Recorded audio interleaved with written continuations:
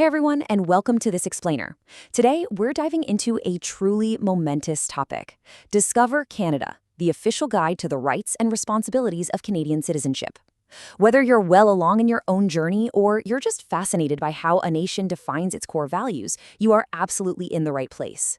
Taking the step toward Canadian citizenship is a massive, exciting decision, and understanding this framework is absolutely essential.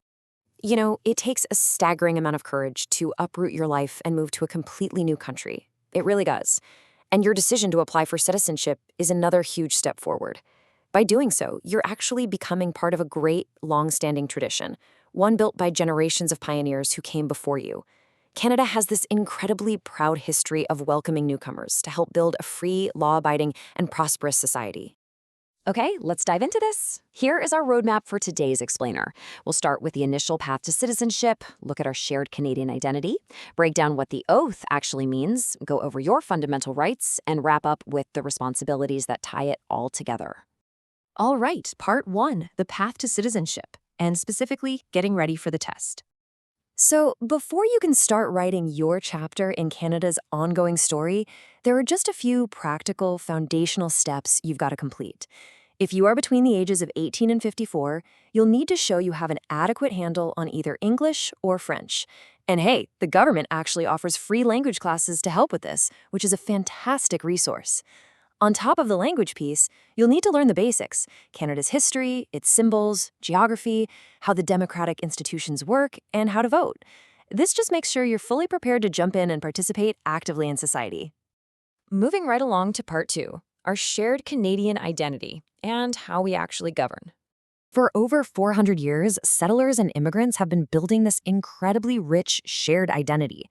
And at the absolute bedrock of how the country functions are 3 concepts working all at once. Canada is a constitutional monarchy, a parliamentary democracy, and a federal state. Now, these aren't just fancy political buzzwords. They literally form the day-to-day foundation of how everything operates. To break that down a bit, let's look at what we mean by a parliamentary democracy. Basically, it's a system where citizens are united by a shared, deep-seated commitment to the rule of law and to the institutions of parliamentary government. It means that everyone, and I mean individuals and governments alike, are regulated by laws, not by someone's arbitrary whims. It's exactly this shared commitment that glues such a highly diverse population into one cohesive society.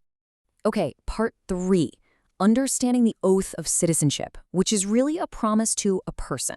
This is a really fascinating philosophical pivot in a new citizen's journey.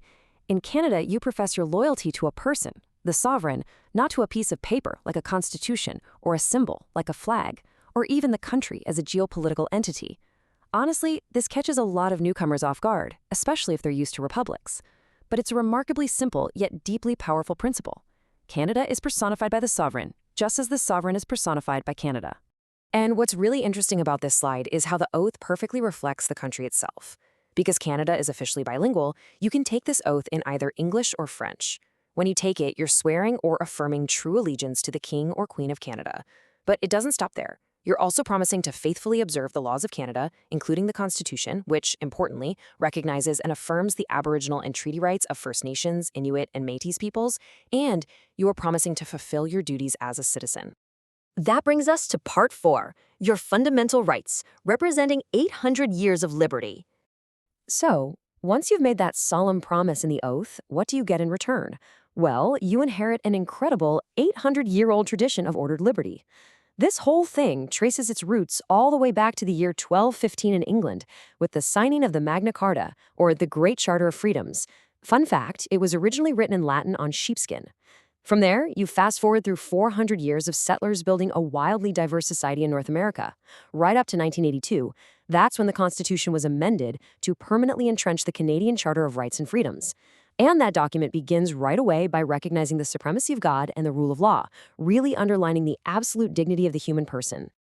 Now, right out of that ancient English common law, we inherited a foundational protection called habeas corpus. Essentially, this is your absolute right to challenge unlawful detention by the state. It's a massive safeguard. It means the government literally cannot just arbitrarily lock someone up without solid legal justification. Our modern charter pulls all these historic freedoms together and adds some crucial new ones. Just think about the sheer massive size of Canada for a second. Well, thanks to mobility rights, you have the freedom to live and work literally anywhere within that vast base. The Charter also guarantees Aboriginal people's rights, making sure no existing treaty rights are ever adversely affected. It guarantees official language rights, putting French and English on equal footing in government. And it protects multiculturalism as a core fundamental characteristic of our identity. It's all about respecting pluralism and living together in harmony. Alongside these guaranteed rights, the source material emphasizes a very strict adherence to the law, specifically regarding equality. In Canada, men and women are entirely equal under the law. The guide is very direct about this. It states that Canada's openness and generosity absolutely do not extend to cultural practices that tolerate spousal abuse, honor killings, female genital mutilation, forced marriage, or any other form of gender-based violence. The law severely punishes anyone guilty of these crimes, which reinforces that absolute legal equality of every single individual. Which leads us to part 5, the responsibilities of citizenship and giving back. So the crucial point is that in Canada, guaranteed rights demand active participation in return. They are two sides of the exact same coin. Citizenship isn't just about what you're given, it's about what you contribute. You've got fundamental duties like obeying the law because absolutely no one is above it. It means taking responsibility for yourself and your family through hard work. It includes the legal requirement to serve on a jury if you're called up, which is actually a vital privilege that keeps the justice system impartial.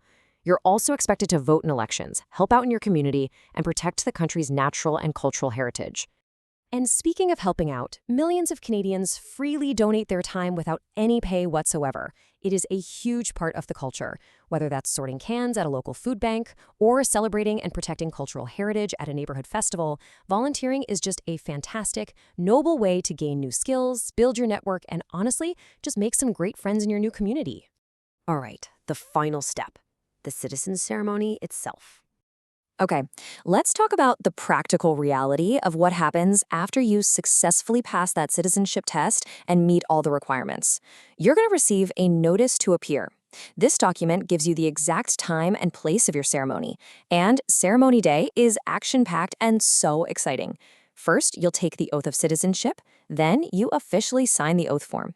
And finally, the exact moment you've been working so hard for, you receive your Canadian Citizen Certificate. Let's see how this builds. Once that ceremony wraps up and that certificate is in your hands, you are officially a Canadian citizen. You instantly enjoy all the rights we've just talked about, including the ability to apply for a Canadian passport. That passport is such a powerful, tangible symbol of your new status and your mobility rights. We've covered a lot of ground today, haven't we? From 800-year-old ideas of liberty all the way to the modern, everyday responsibilities we owe to one another. So I want to leave you with this provocative thought. Are you ready to write the continuing story of Canada?